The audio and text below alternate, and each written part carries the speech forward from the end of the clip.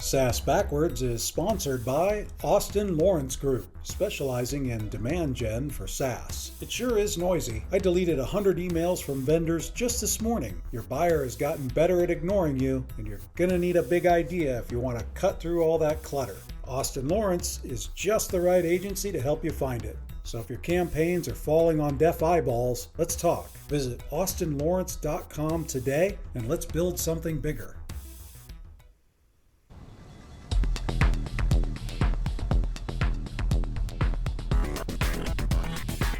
Welcome to the SaaS Backwards podcast, where we reverse engineer the success of fast-growing SaaS firms and explore strategies CMOs and CEOs are using to drive their businesses forward.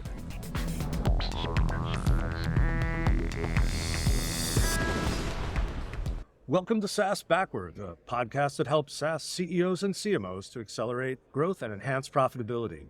We're recording here at the Ascent Conference in San Francisco, and my guest is Guy Benjamin of Healthee. Hey, Guy, welcome to the podcast. Hey, great to be here. Before we dig in, could you just tell us a little bit more about your company and your background? Yeah, so my background, I'm originally from Israel, grew up there, the youngest of four brothers. First career was a bit different. I used to be a fighter pilot in the Israeli Air Force, so flew F-16s for about 13 years. Then came to the US, which was about 11 years ago, and went to Yale. That's when I lived in New Haven. And then I started working at McKinsey, the consulting firm. While I was working there, I kind of quickly realized that I have no clue about my health benefits. And every time I have a question, I go to HR. They send me to a call center. Wasn't really the experience I was hoping to get. I also noticed that I'm spending more money than I should be. And there's many benefits that I'm just not aware of. So it got me thinking that there has to be a different way to access health and wellness benefits using technology. So left McKinsey about 2 years ago. Met with investors, kind of laid out the vision together with my partners. We raised about $26 million seed round exactly 2 years ago, and then started Healthee. And what Healthee does is basically it's a platform that helps employees navigate their health and wellness benefits. So kind of a one-stop shop where employees can come in, choose the best plan for them and their families, find providers, book appointments, know what they're covered for, how much things are going to cost. And then on top of everything, we provide them kind of like their own personal health assistant, which is an AI-based platform called Zoe. So think about like a Siri or an Alexa that just knows everything about your health and wellness benefits. So you can go to Zoe and say, Zoe, my daughter needs a speech therapist. She'll tell you if you're covered for it, where can you get it done, how much will each location cost, when they're available. She'll book you an appointment, and she'll even make sure that your billing is correct. Wow, so that's a pretty comprehensive offer, isn't it? Yeah, that's exactly it. I think I heard in the beginning of that it helps with the plan selection, like when it's open enrollment. Yep. In my experience, that's like one of the most fraught times. Right? Mm-hmm. Yeah. Can you just dig in a little bit more on how you guys help with that? Yeah, so first of all, you're not alone, right? 50% of employees choose the wrong plan, they're in open enrollment. And when we started this platform, we kind of focused on helping employees navigate their health benefits, but then we quickly realized that one of the biggest pain points is their open enrollment. So what Zoe will do is she'll first show you your options, right? What your employer provides you, what are the benefits that your employer provides, which plans are available to you specifically. And then she'll look at two main factors, which are the most important one, financials and coverage. So for each plan, she'll tell you how much it's going to cost you, what's your deductibles, what's your family deductibles, what's your out-of-pocket. And then she'll look at the doctors that you usually go see. And she'll tell you, well, under this plan, these doctors and specialists are covered. Under these plans, they are not, right? So it can help you choose the best plan. And then eventually she'll also tell you, like, let's build scenarios for the year. Let's say you're healthy. This is how much healthcare will cost you next year. If you, God forbid, have a catastrophic event, this is the max you'll spend on healthcare next year. And you can also build projections saying, I'm thinking about having another baby next year, or I'm thinking about having surgery, and she'll tell you how much each one of those will cost under each plan. So it really makes you a much smarter consumer when it comes time to do open enrollment. Yeah, and this is a really not transparent part of being a consumer, right? Right. I mean, I think the entire healthcare system is a non-transparent, right? Like, we're not smart consumers. In which other industry do you have consumers that don't know how much things are going to cost, that go to a location without knowing how much they're going to get charged, right?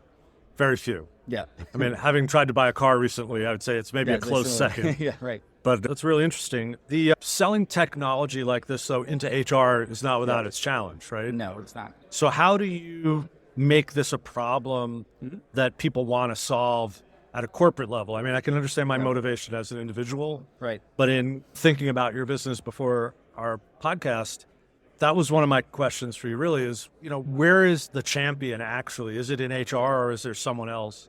It's a great question. So first of all, what I love about HRs is that they really care about their employees and they want to find ways to make it better for them, right? So we have two different ROIs, right? Obviously, first of all, we save money, right? We save money to the employee, we save money to the organization because we help that transparency. We help employees pick an MRI that charges $20 instead of $200, and then the organization saves money as well. So even if the company is self-insuring, yes, there's a financial benefit. There's financial benefits. There's two main benefits. There's financial benefits and a wellness benefit.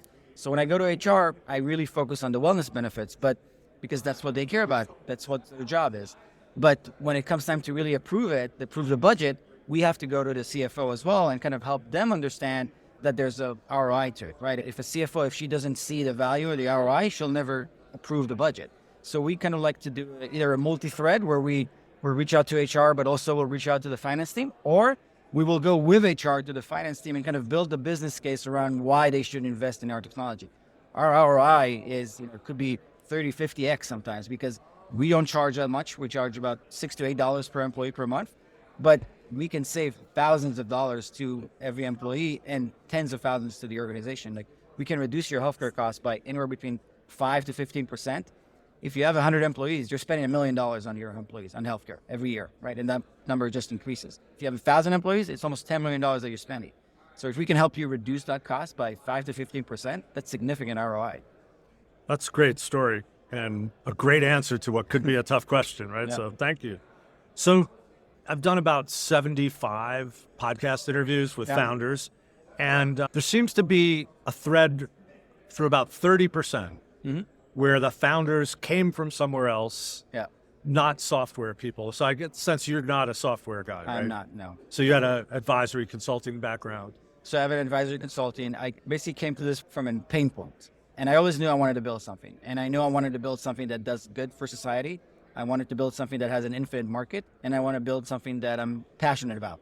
And building Healthee checks all those boxes. I mean, there's a fourth one that's I want to work with people I love. And, I have co-founders that I adore and they're like great partners. But when you think about it, we build a company that does great for society. There's an infinite market.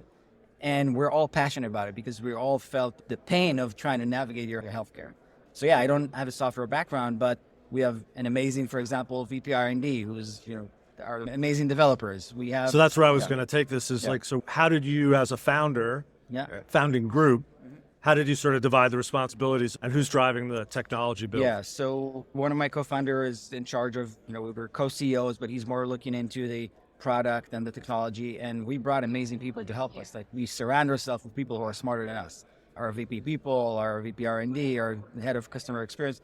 These are all people that are much better in what they're doing than we'll ever be. Like I'm not trying to say I'm going to be the best developer or the best product person or the best R&D person. I brought people who are really strong to make sure to bridge that gaps that I have. That's great. And is that development done here? Is it done in Israel or is it done It's in Israel. elsewhere? All of our developers are in Israel, except a few that we have in Georgia and Europe. But the lion's share of it is in Israel.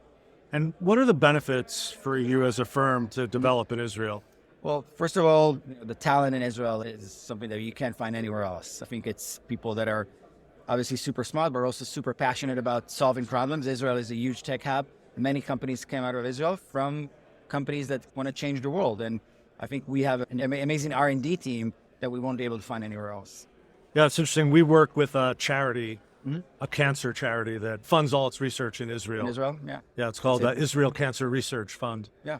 And it's really great for my folks because, we do a lot of software marketing. Yeah. And it's a nice opportunity to be trying to use our skills to help people. Right. And one of the things that they say to their donors is that the quality of the science is world-class, but they arbitrage the costs a little bit too. Yeah. So interesting. So there's not necessarily a cost advantage. It's just people culture. It's probably a small advantage, but it's mostly around the culture. It's mostly around dedication. It's mostly around the quality of developers that we can find in Israel. Cool. By the way, I also think that there's one thing that really works for our advantage, but also for our disadvantage. I always say that we're a group of Israelis trying to fix an American problem, which is great in one way because we look at things different. And, the platform we build now, within 2 years, if you would have said it 2 years ago, people would have probably told us it would be impossible. And the fact that we're outsiders made it possible. But on the other hand, our developers are not users of our platform because they're in Israel. So it's kind of like a double-edged sword, but I think it's more positive for sure. Because again, we built something that if I would have tried to build it in the US, I would be meeting many no's and why we can't do it. Fair enough. There's definitely a get things done attitude in Israel, without a doubt.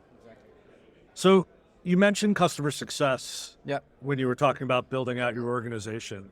How does customer success play in your success, and how are you measuring the contribution of customer success? Yeah, so we call it customer experience, and for us, customer experience is probably one of the most important things that we have because we can build a great platform. We did build a great platform, but if nobody uses it, it's meaningless. So our customer experience team is really focused on engagement. One of the things that our competitors are not doing that well is that they're just, selling a platform. We sell a platform and an engagement strategy. We have a whole team that's all they're focused on, creating engagements, campaign, bringing in users back to the platform, because we understand that if users don't use our platform, we can't affect their health, we can't reduce their cost, and we won't get renewed, right? So that's one of the main focus of our company. Customer experience is one of the most important things that we do. And do you have any measurement? We measure. Can you talk about of course. We measure engagement rates and we measure the usage rates? Enrollment, so how many people actually start using the platform, like basically set up a username and password. How many people are coming back every month, monthly active users, 90 days active user, how many people come back, what do they use the platform for? They're using it to find providers, book appointment, know what they're covered for, price transparency, using their ID cards. There's so many different things that we measure. We also measure what people are asking. Obviously, it's anonymous and in an aggregated way, but it gives our customer experience a way to come back to our customers and say, hey, look, here's the data about your usage, what your employees are asking about. Are you providing the right benefits to your employees based on what they're asking, right? So that's a game changer for us because today employers don't really have a way to know what type of benefits to offer to their employees, right? We're the first one that actually can tell them, wait, your employees are asking about weight management benefit. You're not providing it. Maybe you should start thinking about it. It's interesting you bring that up because we've worked with a habit change organization. Yeah. And it's really hard. Habit change is like the hard one, right? And in thinking about the reasons why to use Healthee, that's maybe more continuous, right? Unless I'm remarkably healthy as a person, I'm going to use the healthcare system. So you sort of have an embedded advantage in that way. Do you agree? Yes, but even if you're remarkably healthy, you still want to do your yearly physical, your dental cleaning, your skin screening, everything that has to do, your mammogram for women, like everything has to do with preventive. And what's cool about our platform is that our platform is also proactive. Zoe will build you a preventive care plan for the year and help you basically schedule those appointments, remind you about them, make sure that you get it done. So even if you're healthy, you still should be using your healthcare. Absolutely. And I think you said that this is an employer-sponsored benefit.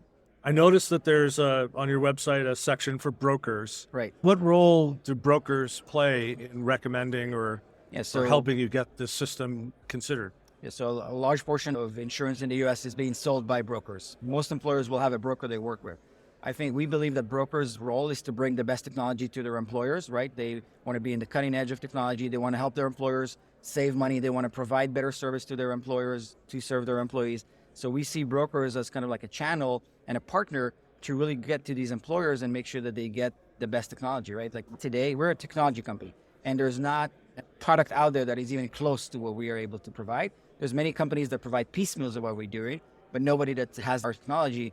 And the brokers, they always want to bring the best technology into their customers. So that's sort of their point of departure, right? Exactly. The differentiation is what new do they bring? Exactly. Because the products on the insurance side are pretty set. And what's amazing about brokers and why I love working with brokers is they're always looking about what can I bring to the customer to differentiate, to have a better service, to help them lower their costs. They're always thinking about their customers. So they've been great partners for us. Awesome. You mentioned AI plays a role here. Yeah. And obviously AI is it's everywhere. Right. Everybody's talking AI. So let's talk about how AI figures in your product and product plan. So where are you today and where do you want to go with AI? So we have AI across our entire platform, and obviously generative AI and ChatGPT is also starting to play a part. But today AI, we use it. The way we operate is that we take your health plans. So your medical, dental, vision, any point solution you have, any EAP, anything that has to do with health and wellness. Today, it's in PDFs, right? It's hundreds of pages long. What we do is we use AI to convert those long PDFs from unstructured data to a structured database. Now, once we do, that's when Zoe can become that digital front door, that personal health assistant, only after we transfer the data from an unstructured to a structured, which we use AI for. Now, the second part is Zoe needs to understand what you're asking. Like if a user comes in or an employee comes into Zoe and say, hey, I have back pains, I want to know what I'm covered for. We use AI to kind of know exactly what you're asking about. Are you asking about yourself? Are you asking about somebody in your family? Are you asking about back, or are you asking about something else? So there's a lot of AI there. And we're now gradually starting to use ChatGPT as well to make Zoe even smarter, right? And make sure that it's more accurate. That's great. I mean, I think it's a great application for it, without doubt. Yeah. Especially if Zoe's supposed to be conversational. Yeah, exactly. I mean, what's interesting is that people are now more used to using chatbots, but their expectations are much higher, right? And we need to meet those expectations. There's another one of those double-edged swords, Yeah, right? exactly, right. The more they proliferate, Yeah. the more we expect them to be good. But we also know what they don't want, what users don't want to do. They don't want to call a call center. They don't want to go to HR, right? And the fact that they're now... People don't want to wait on hold for 45 minutes? Yeah, exactly. But also they don't want to go to HR and say, hey, I have anxiety, right? Like that's not something you're comfortable Right, you don't want to share that. Yeah, exactly. And by the way, HR shouldn't know. That's against HIPAA, right? Like you shouldn't know about an employee if they're having mental health issues. And the cool thing here is that employees and users, we meet them where they want to be. They want something that instant, on their phone, immediate, not calling and waiting for 45 minutes. And the fact that they are now open to it, it's great for us. I want to shift gears a little bit with you and kind of talk about being a founder. Mm-hmm. And I'm sure you've met other founders at different points in their journey here at the conference. So you're like 4 years into this, is that right? 2. Oh, 2 years. Yeah. So if you're seated next to someone about to start their business in like a similar but non-competitive field, what's sort of the key learnings that you have after a couple of years building your own business? I think one key learning is expectations, right? You need to expect and to understand that this is going to be a roller coaster, but an extreme one, right? Like it's going to be, I always say that I've been to war and this is the hardest thing I've done. And you got to expect that and be ready for it, because if you're not ready for it, if you're not optimistic, if you're not resilient, you're not going to be successful, right? So that's one thing. The second thing is hiring. You need to surround yourself with people who are, one, smarter than you, but also resilient, optimistic, with a can-do attitude. Otherwise, you're going to make mistakes, and those hiring mistakes are the worst, right? It's better to keep waiting and find the right person than to hire the wrong person. So hiring is like a key part of it. And then the last thing is to, and it's a bit more spiritual, but just pause and acknowledge what you accomplished, right? We have a tendency as founders to really dwell on what we haven't accomplished for a while. But when we do accomplish something, when we have a win, just say it and then keep moving. And what I would say for founders, stop, celebrate your wins, make sure that you celebrate with the people around you, because it's important. You're going to have a lot of, downturns in your journey. You got to celebrate when you're up. That's great advice. I think that's great life advice, right? I mean, our society is so always on, right? And I'm in my phone with my notes, but we're in our phones like 7, 8, 9 hours a day. And they drive us like almost to be addicted to this interaction.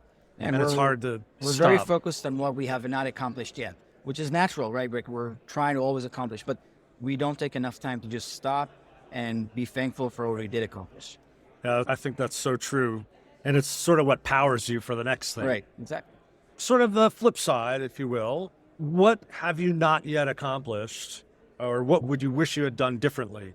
So 2 years in, what might you have done differently that would have gotten you closer to your goals sooner? I think I would be a bit more focused for sure. Like it's hard when you build such a complicated platform where you're trying to do everything to be focused, but there are some times we could have been a bit more focused, which I think would have been better. I think our hiring, we made some early on mistakes that we could have avoided. I mean, obviously hindsight is 20/20, but today when I look back, I think there's a few mistakes. There's also many successes that we've done with hiring, right? Like, as I mentioned, our VP people, our VP R&D, customer experience, all of our actually people that we have now with us are amazing. They're great, but it took us some time to really hone in on what kind of profile we're looking for.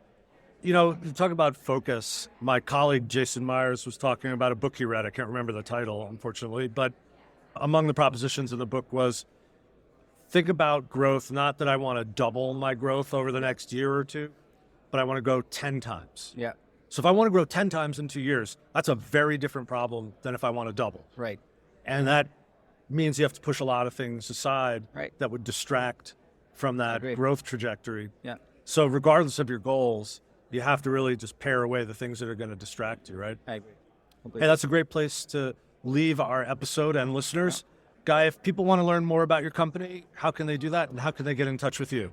Yeah, so either email me at guy.healthee.co, healthy spelled like health, but with 2 E's at the end, .co, or find us on LinkedIn. We're everywhere. And the website is healthee.co. Yeah. And if you haven't subscribed yet to the podcast, please do so wherever podcasts are distributed. And you can reach me on LinkedIn/in/Ken Lempit or at austinlawrence.com. Thanks so much, Guy. That was an awesome episode. Great job. Thank you. Thank you very much.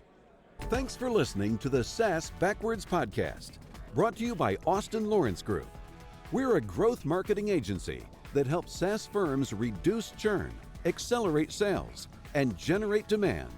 Learn more about us at www.austinlawrence.com.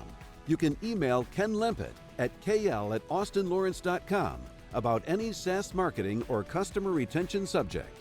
We hope you'll subscribe, and thanks again for listening.